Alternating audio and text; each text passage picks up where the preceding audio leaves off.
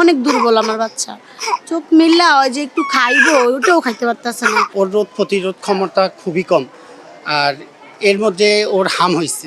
দরিদ্র এবং যারা বিত্তহীন তাদেরকে চিকিৎসার জন্য আমরা এক জায়গায় নিলেই হবে না, তাদেরকে সামাজিক সহায়তা দিতে হবে, সমন্বিতভাবে স্বাস্থ্য মন্ত্রণালয়, সমাজ কল্যাণ বিভাগ, স্থানীয় সরকার বিভাগ এবং যারা দানশীল ব্যক্তি সমাজের বেসরকারি সংস্থা, তাদের একসঙ্গে এগিয়ে আসতে হবে। হামের মৃত্যু তো প্রতিরোধযোগ্য, এটাকে আমরা কমিয়ে আনতে পারবো। জ্বরের মনে করেন 3-4 দিন পরে র্যাশ উঠছে। ছোট মেয়ে 7 মাসের ওর হাম হয়েছিল, তারপরে আমার 4 বছরের মেয়েটাকেও কি হাম রোগে আক্রান্ত হয়েছে। জ্বর হয়েছে, জ্বরের পরে আর কি যে শরীরে দেখা দিছে আর কি হালকা। 6 দিন ভর্তি থেকে বাসায় আইছে, আওয়ার পরে 4 দিনের দিনে এই র্যাশ হচ্ছে। একটা বাচ্চার হাম উঠে গেছে, বুঝেই গেল এটা হাম, ওকে আলাদা করে রাখলাম, বাসায় পাঠালাম, কিন্তু র্যাশ আসার আগের 4 দিন হচ্ছে ডেঞ্জারাস। অতএব কোনো বাচ্চা যদি জ্বর, মানে হামের যে উপসর্গগুলি আমরা যেটা বলি যে জ্বর, সর্দি, কাশি, চোখ লাল হয়ে যাওয়া, কনজাংটিভাইটিস, এই ধরনের কোনো বাচ্চা হওয়ার সাথে সাথে ওকে আইসোলেট করে ফেলতে হবে। লাস্ট